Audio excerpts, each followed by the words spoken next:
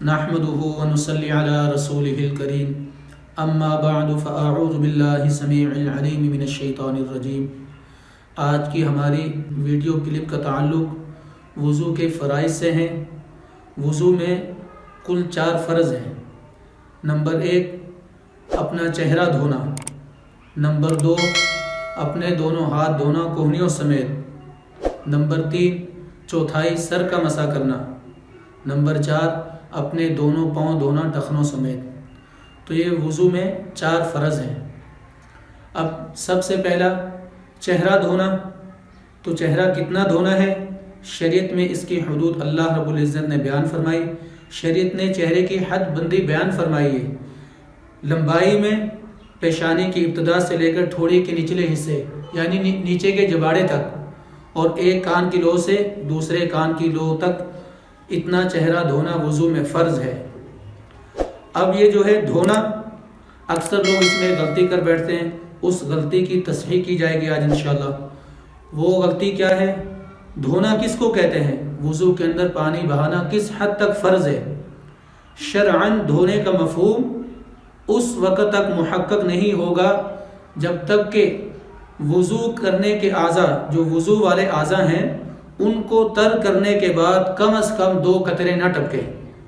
وضو کے اعضاء کو تر کرنے کے بعد کم از کم 2 قطرے ٹپکنے چاہیے۔ اگر اس قدر تقاطر نہیں ہوا تو آپ کا وضو نہیں ہوگا۔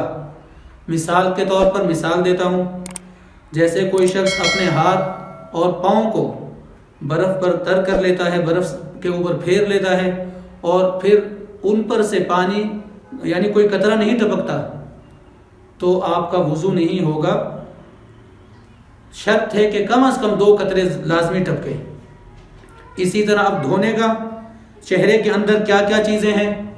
چہرے کے اندر آنکھ ہے، ہونٹ ہے، مونچھ ہے، داڑھی ہے، یہ بویں ہیں۔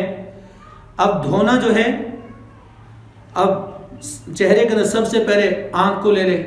آنکھ کے ظاہری حصے کو دھونا وضو کے اندر فرض ہے۔ آنکھ کا جو ظاہری حصہ ہے اس کو دھونا فرض ہے۔ آنکھ کے اندر پانی پہنچانا تو فرض نہیں ہے، لیکن آنکھ کے باہری حصے میں پلکوں کو، نیز آنکھ کے اس گوشے کو جو ناک سے ملا ہوا ہے، یہاں تک پانی پہنچانا فرض ہے، ضروری ہے۔ حتیٰ کہ اگر آنکھ کے اس ظاہری گوشے میں، آنکھ کے ظاہری گوشے میں کوئی کچرا جمع ہوا ہے تو اس کچرے کو ہٹا کر پانی پہنچانا ضروری ہے۔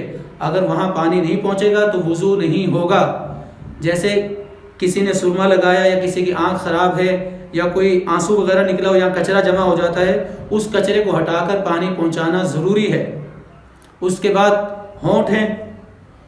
ہونٹ کو بند کرنے کے بعد، منہ بند کرنے کے بعد ہونٹ کا جو ظاہری حصہ ہے اس کو دھونا وضو کے اندر فرض ہے۔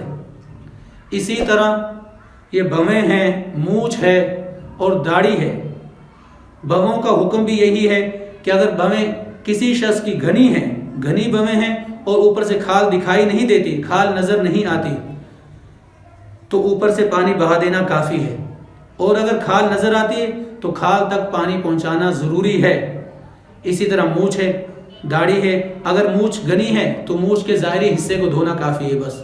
داڑھی کا بھی یہی حکم ہے کہ اگر داڑھی گھنی ہے، کھال نظر نہیں آتی، تو داڑھی کے اوپر پانی بہا دینا یہ کافی ہے۔ ہاں، یہ پھر الگ بات ہے، اس کی الگ تفصیل ہے کہ اگر داڑھی گھنی ہے اور داڑھی کے جو بال ہیں، اگر یہ چہرے کی حدود، چہرے کے محاذات میں آتے ہیں، جو بال چہرے کے محاذات میں، چہرے کے حصے میں آتے ہیں، ان کا دھونا فرض ہے، اور جو تھوڑی کے نیچے بال ہیں ان کا دھونا سنت ہے۔ اللہ رب العزت سے دعا ہے کہ اللہ پاک اس پر عمل کرنے کی توفیق نصیب فرمائے۔